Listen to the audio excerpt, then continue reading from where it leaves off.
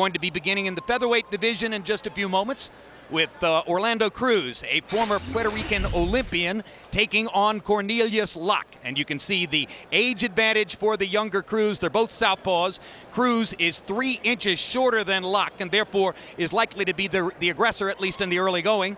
Another statistic that points to that, the arm length advantage of 2 inches for Locke, measured from the armpit to the end of the fist. They both weighed in at or within a pound of the featherweight limit, and it is Cruz who unofficially has gone up bigger overnight, gaining 9 pounds to 135 as opposed to 129 for Locke. Rules of the bout with our unofficial ringside scorer, Harold Letterman. The Orlando Cruz Cornelius Locke fight is scheduled for 10 rounds using the rules of the Nevada State Athletic Commission. There is no 3 knockdown rule. Only the referee can stop the fight. In case the cut is caused by an accidental headbutt, we go to the scorecards after 4 rounds have been completed, and you cannot be saved by the bell in any round, including the 10th and final round. Jim. All right, thank you, Harold. I'll be joined at ringside momentarily by HBO boxing analyst Max Kellerman and World Championship boxing expert Emmanuel Stewart. Right now, let's go into the ring. The ring announcer, Michael Buffer. Ladies and gentlemen, good evening and welcome to the MGM Grand of Las Vegas, Nevada, where tonight, Mayweather Promotions and Golden Boy Promotions, in association with Marquez Boxing Promotions, are proud to present an evening of world-class professional boxing for your entertainment. Sponsored by Tecate Cerveza con Carácter, AT&T and its new Viva Mexico wireless plan, Quaker State Real Durable Oil, DeWalt Power Tools Guaranteed Tough, Affliction Clothing, and Southwest Airlines. Grab your bag, it's on. All bouts are sanctioned by the Nevada State Athletic Commission. Now, ladies and gentlemen, before we continue, we must pause to acknowledge the passing of 3 members of the boxing fraternity. A longtime world championship judge, Bill Graham. A veteran Nevada Commission timekeeper, Mike Lasella. And an executive with Main Events who did the job like no other, Dennis Dulchin. All 3 made positive contributions to the sport of boxing, and they will be missed at this time. Please rise in silence as, in the tradition of the sport of boxing, we toll a memorial 10 bells for our dear friends.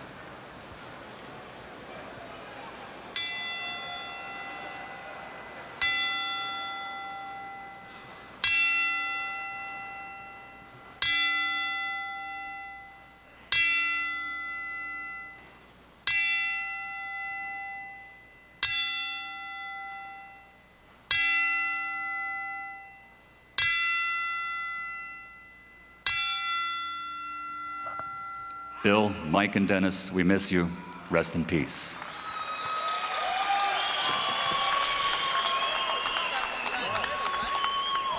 The 3 judges at ringside for this next contest will be Dick Houck, Paul Smith, and Glenn Trowbridge.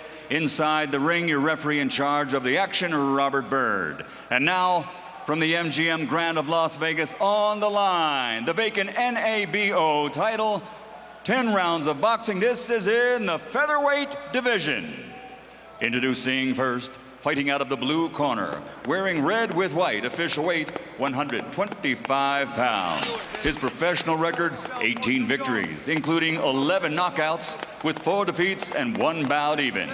From the Motor City, Detroit, Michigan, here is Cornelius Lightning Locke. And fighting out of the red corner, wearing black with red, official weight 126 pounds. His professional record stands at 16 victories, including 7 knockouts. He has 1 draw, no losses, from San Juan, Puerto Rico, the undefeated Orlando El Fenomenal Cruz.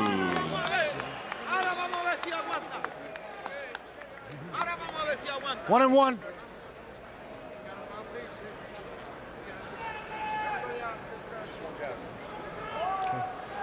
Let's go. Okay, gentlemen, you had your instructions in the dressing room. The only thing I'm gonna remind you of now is when I tell you stop, that means stop whatever you're doing and give me a clean break. Protect yourself at all times. Obey my commands at all times. Let's do this. Got it. Anything on the minutes? Cruz is a former Puerto Rican Olympian, trained by Juan de Leon. I believe Emmanuel is the son of former light heavyweight star Carlos Sugar de Leon. Yeah, cruiserweight. Cruiserweight star yes, Sugar de Leon. In his last fight, Locke was upset in a hometown loss to another southpaw in that fighter's hometown of El Paso, Texas. Antonio Escalante got a spirited decision against Locke, who hopes to bounce back here. Locke is a longtime friend and associate of the Mayweather camp, though he has no Mayweathers in his corner. Good, quick right hook inside, thereby the shorter Orlando Cruz can be expected to try to penetrate against Locke. Jim, both of these guys are punching very sharp, very accurate, and both of them are southpaws with almost the same hand speed. There seems to be a little bit more power in Cruz, where he's more compact, but the speed is very sharp and very good from both of them.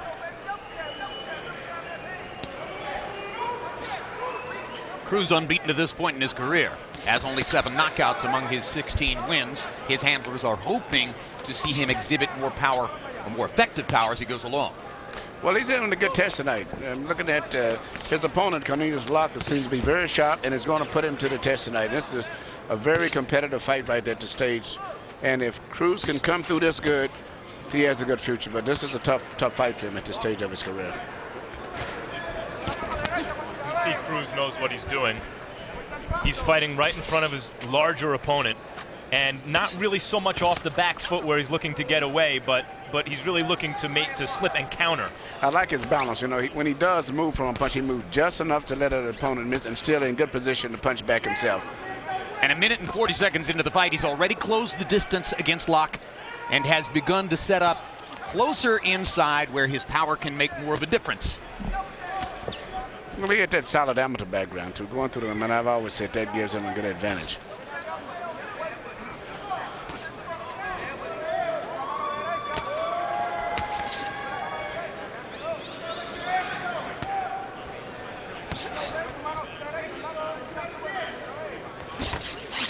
Cruz working to the body with his jab. Good tactic for the smaller fighter, and there's a left-hand shot to the middle of the belly that also scored. Now Locke gets back with a big left hand and knocks Cruz down over the top. I think it was the right hook that hurt him, Jim, before. Yeah, he got hurt and then he came back. You know, Locke had just barely been missing with his left hand all night. It's been just a little short. You guys are absolutely correct. He had the right hook that set up the left over the top. And now it's Cruz who's suddenly on the defensive and grabbing Locke's arms as Locke comes forward to try to continue capitalizing. Very, very, very tough fight right there for him. Stop. Step out. We'll go. 5 seconds. So in a first round in which Orlando Cruz seemed to be doing what he wanted to do, Cornelius Locke gets a huge knockdown in the last 30 seconds of the round and takes a 2-point lead in the fight. Get up. Slip.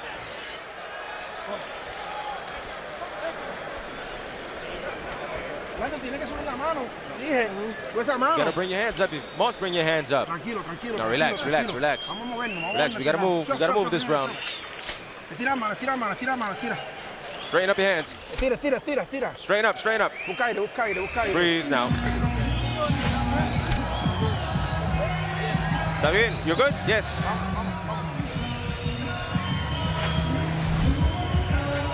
As we can see right here, the punch that really started all was a right hook coming from Locke, and that was a punch that he didn't see because he was in the midst of throwing a punch himself, meaning Cruz.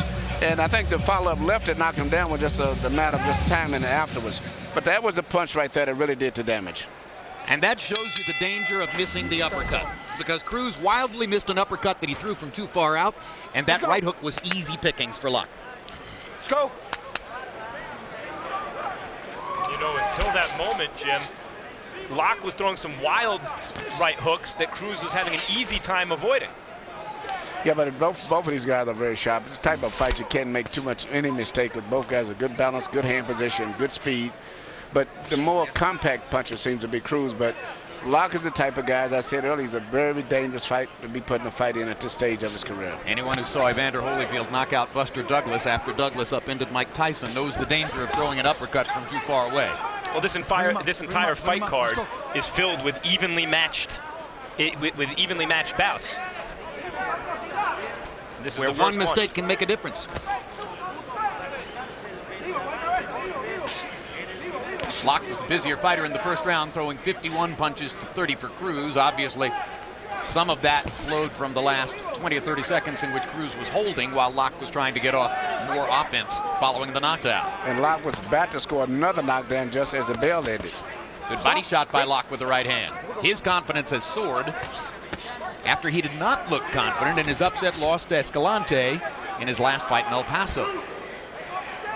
Well, you said it, Jim. I mean, especially if you're a little guy, throwing an uppercut from that far away, you're asking for it. Watch your head. Watch your head. Hard right hand by Locke, again going to the body.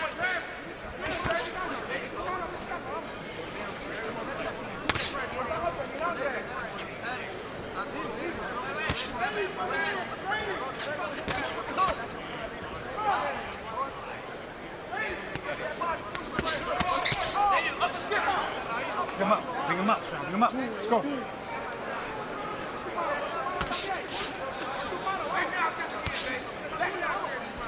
Cruz has only fought twice since 2007, which is very unusual for a guy, especially a small fighter. Small fighters, especially coordinated fighters like him, that depend on timing, usually are much busier than that. He's fighting at the pace of like a heavyweight or a heavier type guy. Yes. And maybe that was due to injuries or maybe some kind of management problems or something, but it's very unusual. Usually it's management or promotional problems, but we do not specifically know in this instance because we did not have a chance to meet with these fighters and talk to them face-to-face yesterday about their lives, which normally would have been the case, but this was an extremely busy Friday for a lot of reasons.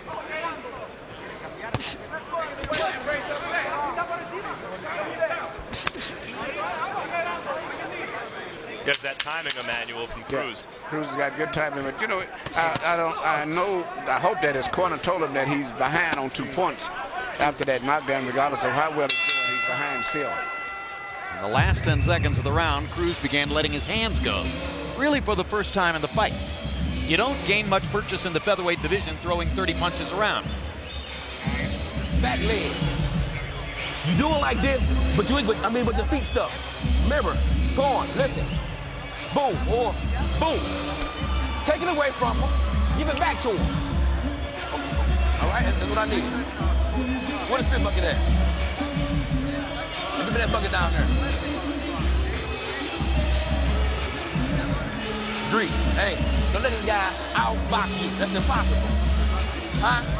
You said it too straight up. You put the hand in, when you put that left hand, go with the right on the top. Fascinating similarities in the first 2 rounds, at least in terms of CompuBox numbers.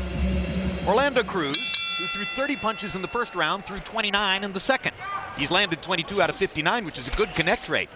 But Locke, though landing only 19 punches in the 2 rounds, has thrown 102, 51 in each round. And that activity level, along with the knockdown, is sufficient to show Locke, for the moment, in control of the fight.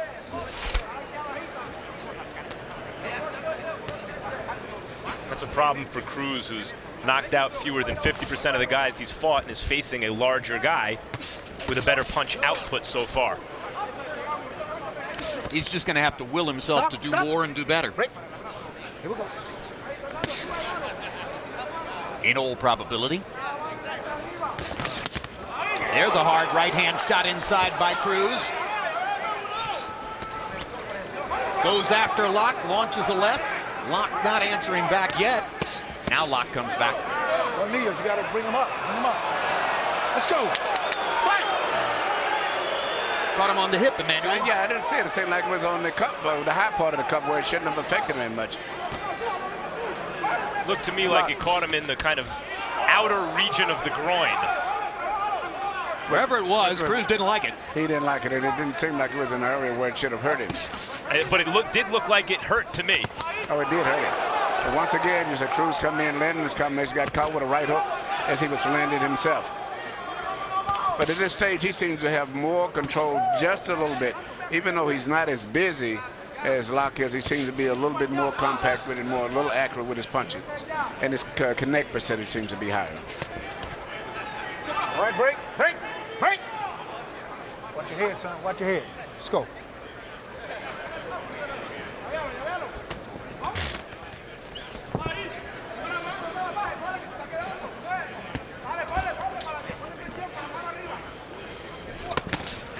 One minute to go in round 3, and in this round, Orlando Cruz has suddenly begun to land far more authoritative punches than was the case in the first 2 rounds.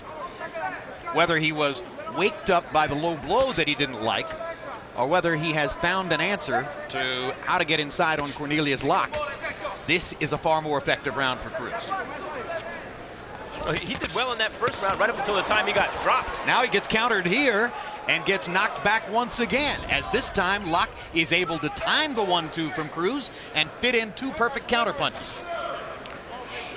The record of both of these guys don't indicate punching power, but for small guys, they seem to be punching with a lot of authority. Well, like hard left hand by a lot of power. Like right there, they punch like they mean it. Yeah, that. Cornelius Locke with a big comeback toward the end of a round that Orlando Cruz might have been winning. Cruz tries to take the round back, and what a give and take to finish round 3.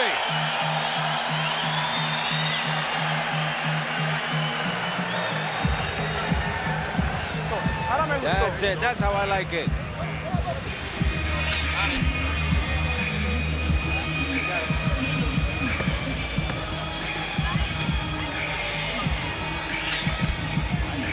We're going to take a look at the low blow, which took place in that last round. Robert Byrd was actually behind Cruz in calling this a low blow. Cruz immediately stepped back as if making the official ruling himself and pointed to the left side of his groin to show Byrd what was happening. And this seems like an appropriate moment to point out that the Nevada State Athletic Commission is making cautious steps toward the proper use of video instant replay to clarify and correct official decisions. In the case of Las Vegas, unlike New Jersey, they are not yet ready to try for this between rounds, rather are only using it after fights for the possibility of, for instance, correcting a false disqualification or something like that. But nevertheless, a commendable move by the Nevada State Athletic Commission in moving forward toward the use of instant replay. You concur, Emmanuel? Yes, but I think it's a good rule to have that they're going to start showing this to replays. I don't think it's going to be an effect probably until the fight with Cotto and Pacquiao. Harold, how do you have it through 3? Okay, Jim. 3-0, 30-26, Cornelius Locke. Jim, you got to give him an extra point for the knockdown, just as you said in round 1. But I got to talk about the low blows a little. A low blow is anything that lands below the belly button. The problem is that Orlando Cruz has got the supporter so high, Robert Byrd can't tell where his belly button is. And if you hit the guy on, where his supporter is very high, if you hit him on the belt line, on a waistband where he's got the his name, that's not a low blow. That's a fair punch because it's landing just about where his belly button is. They ought to change that rule. Instead of being the belly button, it ought to be the waistband. 3-0, Cornelius Locke. Cruz has landed a couple of solid left hands. But the problem I have with that is the punch where it landed, it actually was still on the high part of the cup, which was more near his side, not nowhere near his groin area, near the center. So regardless of whether the cup was extremely high or not, I don't think it was an area where he should have been hurt. I think it was a little bit of acting on his part to some degree. But many fighters have told me, Emmanuel, that if you get hit repeatedly on the hip, it will slow you down. Oh, yeah, that does on the hip bone, but he didn't hit repeatedly. That's in a long fight, it will take effect. I don't think that was a hip shot. It looked to me like it hit him a little more centrally than that, just a little bit, and it looked like it genuinely did hurt. Maybe Cruz is a good actor, but the way he's fighting tells me he has the heart of a real fighter. Whenever he's clipped or hurt, he comes right back. He seems to have the disposition where he wants to fight. He throws punches like he means it. And if this is a portent for things to come, it's a good one. Well, I like the punching power that I'm seeing for two little guys here, and especially with no big knockout records. Lots of power punches coming. In fact, one of the best punches of the fight I saw was a right hook that was landed by Cruz to the body of Locke. I like the fact that an obscure pay-per-view preliminary fight is suddenly becoming an all-out war. Maybe that'll get some viewers sitting down on the sofa and portends great into the things, tent. great things for later if everyone on the card tonight fights like that if and when they're hurt. Stop, stop, step up, step up.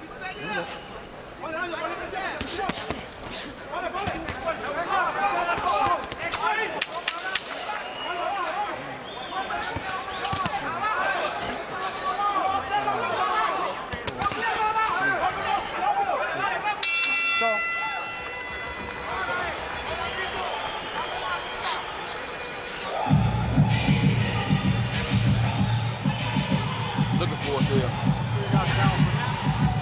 Yeah. How you feeling? Huh? Feeling right. Look tight. Look tight? We'll get loose. Use them jabs. Hey, listen.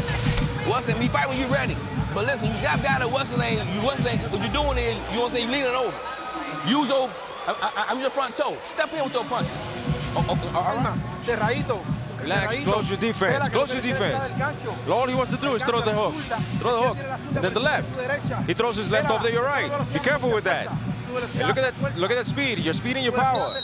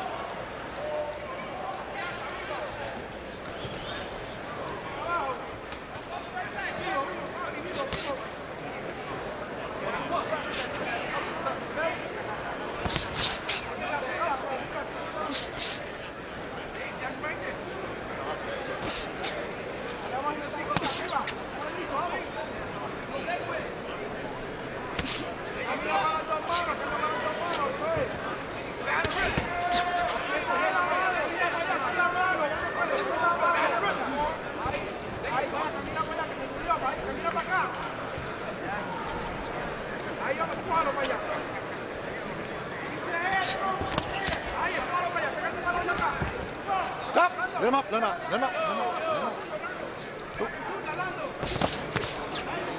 It's a beautiful 1-2 right hook from Locke again. He seems to have settled in and seems to be getting his confidence and coming back this round as compared to the last two. And he seems to be taking more control of the fight again.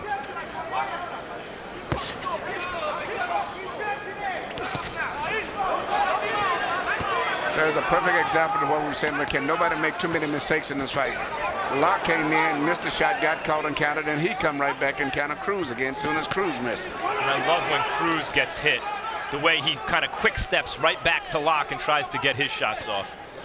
You know, it's also interesting to fight, very few clinches. Right hook again. Perfect right hook. He just had did it early. He threw the 1-2 and came back with the right hook and hurt him, and this came back with the same cut, but the hook outside. Second time on the canvas for Cruz, and this time Robert Byrd pulls the trigger. And Cornelius Locke has a tremendous bounce-back win after a disappointing loss in his last outing. Cruz may have stepped a little too quick into Locke that time. Well Jim, said. if this is an indication of what we can expect tonight, we have a great, exciting night of boxing.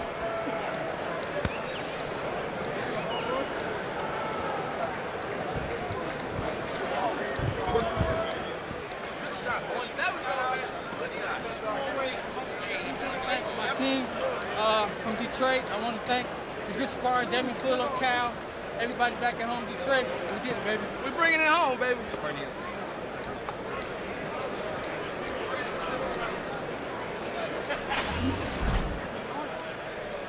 Let's take another look at how Cornelius Locke finished Orlando Cruz off with a perfect right hook inside. You know, when he threw the punch, he just threw it like off the beat. He was never, perfect, right between the gloves. And the thing is, both times that Cruz was hurt with the right hooks, he didn't really do anything wrong. I was about to ask you that, Emmanuel. Very high defense, just the punch just came right between similar to the first time when he knocked him down. It was a right hook, and Cruz hadn't did anything. He was in the middle of throwing a right uppercut himself and got caught. Well, in that case, in the first instance, it was a right uppercut from too far away. There, it looked like a short hook he was throwing. Yeah. But, you know, both of these guys was fighting where you couldn't make any mistake on either side, either part, and they was fighting like big knockout punches tonight. You made that. You made that comment several times. It's exactly what came to pass. Let's go to Michael Buffer for the official particulars on the decision, or on the knockout. Ladies and gentlemen, the end comes at 2 minutes, 8 seconds of round number 5. The winner by TKO victory, and now the NABO champion in the featherweight division from the Motor City, Detroit, Michigan, Cornelius Lightning Long.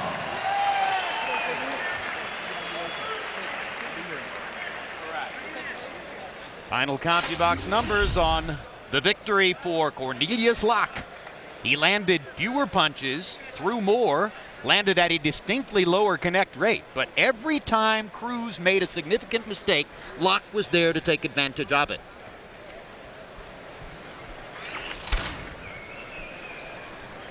Power punches, slightly more even here. But Cruz, landing 55% of his power punches, simply couldn't get Locke to move as the result of that. And that tells you, as Max Kellerman pointed out, knockouts in fewer than half his fights, shorter than his opponents, he's up against it as he goes on up.